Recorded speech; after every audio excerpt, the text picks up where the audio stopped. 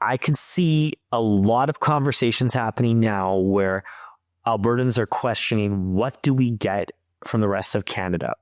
To my point earlier about like, if Canada's the fourth largest economy in the United States, if all of Canada was absorbed, right? How much of that came from Alberta? You know what I mean? So I think that the federal government does not seriously improve Alberta's access to markets, you could have a constitutional crisis. Quebec sits on an enormous reserve of critical minerals and untapped energy potential.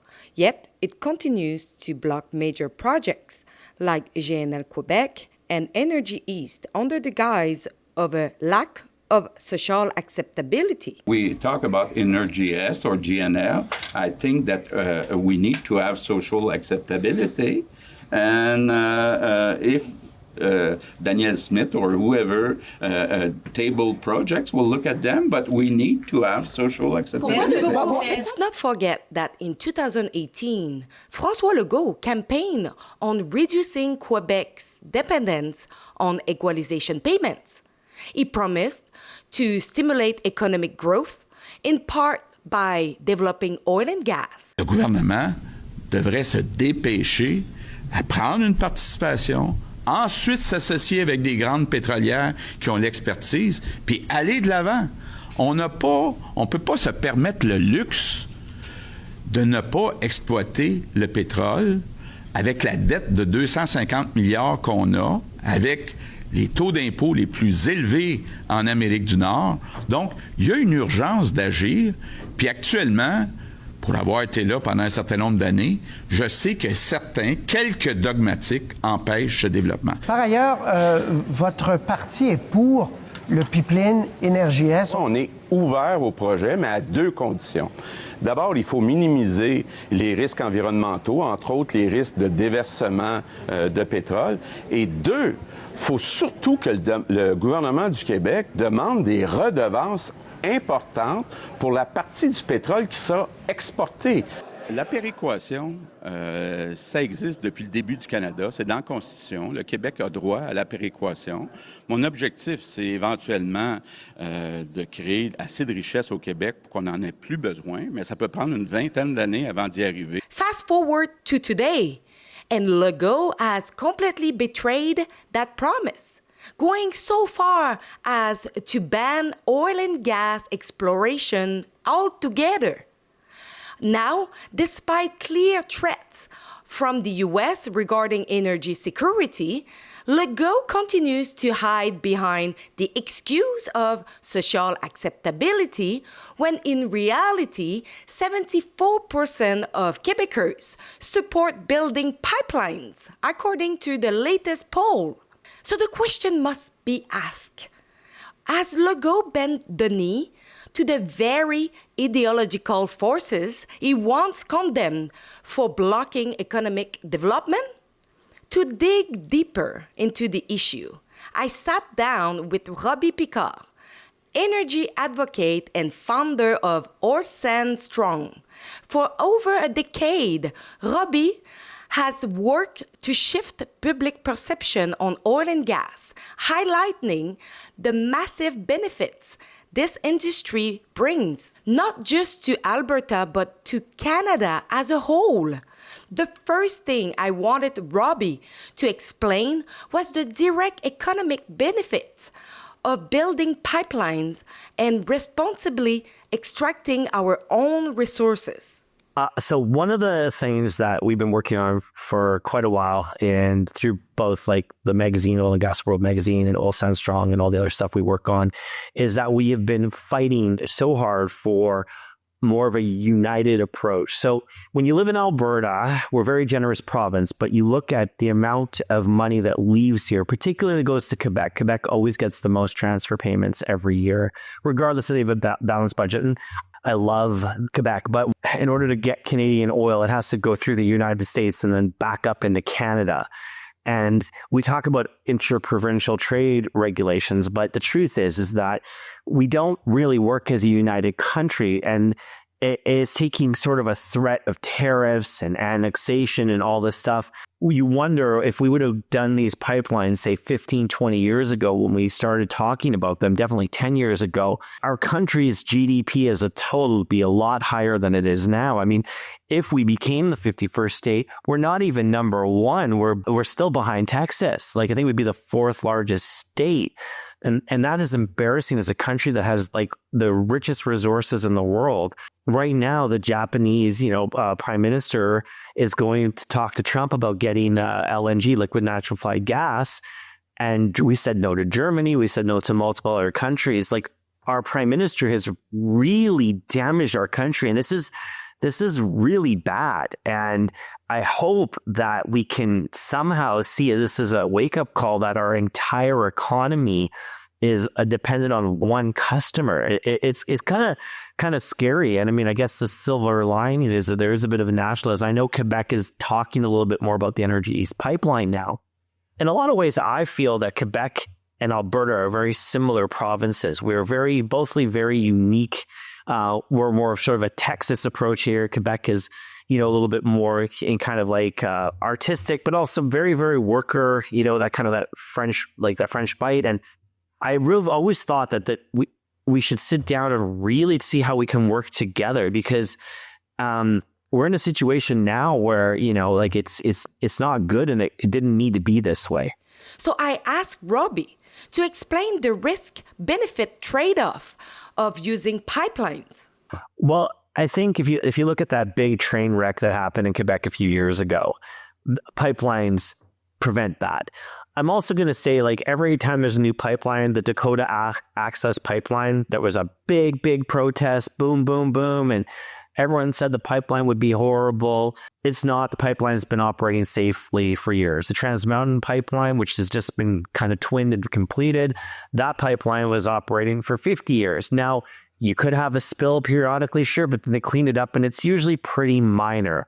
You save on the environment because the piping it is less carbon emissions. And frankly, Canada is a country, we only produce 0.15% of all global emissions anyway. And if they're not getting the oil from Canada, they're getting it from countries that don't have environmental standards, that don't care about Indigenous reconciliation, don't care about human rights. So unfortunately, there's just a whole ton of bad things that happen when you don't get the oil from your own country. And I think unfortunately, these so-called environmentalists have taken a false narrative about Canadian oil, Alberta oil, and gas, and have not articulated what they should have in the first place. And it's real simple. I mean, right now, Trump hasn't really done anything. There's just sort of like a lot of tweets or truth or whatever. But the matter of fact is that Canadians are panicking. They're panicking because if he does put in that 25% steel tariff, that affects Quebec. It affects Quebec huge with the stuff he's doing. Now, what would make it a little bit easier for Quebec is if Quebec got their liquid natural, their LNG to market, that would help stabilize Quebec. I mean, there's a lot of things that Quebec needs to think about. They're not as independent as they used to be. They just had to redo the deal with Newfoundland and Labrador for their power. We are either a country that works together or we're not. And all of the negativity towards the oil and gas industry over the years have hindered investment, and they've hindered progress. And the truth is, we've got some of the greatest, safest, reliable energy in the world. Our country, if we come together, we should be the richest country in the world. We have more resources than any other country. We've got a decent democratic system. We are our own worst enemy, and we're holding back the progress of this country. Canadians know the national anthem. They stand in silence to remember those who died for this country. But not every Canadian knows their rights and freedoms.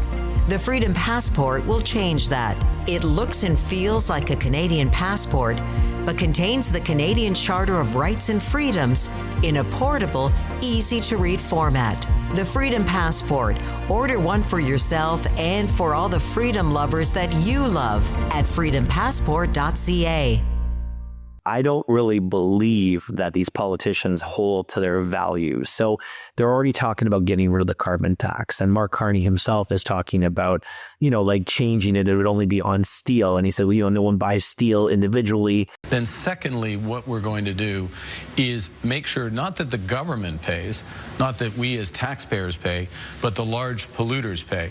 And so what happens... But does that not ultimately trickle down? No, because what the big companies are producing, by and large, are not products that we are consuming. There's some element of that, but by and large, a steel company, how much steel are you using these days, Todd? I mean, not as much we used to. Which he's wrong, because there's steel in everything that we use, and the costs do come back to consumers. If you're buying a toaster or a microwave, that's steel. It's a matter of holding on to power. Trudeau should have called an election and let Canada have a mandate, right? And that's what he should have done. He should have done it on his own merit. Proroguing Parliament, what he did, and all these games to stay in power and hope that the PR doesn't stay as popular and it gives Carney time. And let's just be honest. I mean, the entire argument has been based on carbon tax and all these things. And now all of a sudden they're like, well, no, it's not about what's right for the country. It's about what is the social license. The damage that has been done over this past few years in the Liberals, I mean, we could have had a country that was had pipelines in every direction supplying energy, which pays for social programs like daycare in Quebec, healthcare, universities, schools. I mean, if you look at Norway, they've got the sovereign wealth fund. They've got $1 trillion in that account. Alberta and Norway are the same size, 5 million population, but they can hold on to their wealth. Alberta has to spread their taxes and their revenues across Canada all the time. So we can't really bank it here in Alberta because we're busy sending over money to all the other provinces. If the Canada looked at Alberta like something to protect and cherish, and we developed our resources and we held on to a chunk of it for the future, think of the social programs our country could have. Think of the schools we could have, the universities, like the technology that we could have. You believe that green activists, like environmentalists, are maybe too powerful? When you live in a big city like Montreal, you become disconnected how much your carbon footprint is, because it's really easy to think that there's no carbon footprint because, you're recycling, you're eating properly. But to run that in a city requires a lot of stuff that people don't see. And I think that when you're in the rural area and you have a farm, or you understand how things happen, or you work in a mine, then you know that regardless of what type of energy it is, there's a cost. And there is no such thing as green energy. Windmills now are falling apart like crazy and they can't recycle the blades. Every type of energy needs some sort of fossil fuel to get it there. With solar panels, or even hydro, the amount of stuff that it takes to do that. If Mark Carney take into power, we know that he would keep the same cabinet. So, of course, Stephen Guilbeault will stay into power. And so you will still be the target from green policies and target emissions. Do you think at one point Alberta will be willing to be the 51st state of America and just leave Canada, because at one point this is not going anywhere? I think what's going to happen right now, more than ever, is that Alberta will find a way to be taken seriously. Now, I can see a lot of conversations happening now where Albertans are questioning, what do we get from the rest of Canada? To my point earlier about if Canada's the fourth largest economy in the United States, if all of Canada was absorbed, right? How much of that came from Alberta? You know what I mean? So I think that the federal government does not seriously improve Alberta's access to markets you could have a constitutional crisis. As a province, we've been very disrespected by the rest of Canada for years. I mean, you see a picture of it. You see the kind of the cow eating the hay, and that's sort of Alberta, and then the milking the cow in Quebec and Ontario. So whatever happens, there needs to be fast, quick response to making Alberta, getting our oil and gas to market in a fair way. So that Liberal Party has really put us in a spot. This is the worst that I can ever remember. I don't think historically we've ever been in a situation like this. And that's their lack of vision, their so-called wokeness without a point, and just attacking us. Like when you have a prime minister says that we're going to phase out the oil sands and we're going to phase out fossil fuels, and then they're going to force us to drive electric cars. And, to be perfectly honest with you, I think it's not so much about Stephen Legault. It has more to do with Jagmeet. Jagmeet is the guy that he's really the second most powerful person in Canada. Depends on what he does. Now, if he honors his word and we go to an election, that'll be a different story. And I think you'll see that we can have it out. So the Liberals at this moment in time have had horrible policies that have been very anti-Canadian. And that's basically it. Alberta's, like, we don't have the same say. Like, for instance, Quebec, if you combine Alberta's population and British Columbia's, we have more people. But Quebec still has more senators than Alberta and BC combined. Our Western Canada is just not respected in Ottawa. We never have been. As you can see, Canada is now suffering of the woke and anti-oil and gas policies that the Liberals have applied in Canada for almost a decade. We want an election now. We started a petition at calltheelection.ca.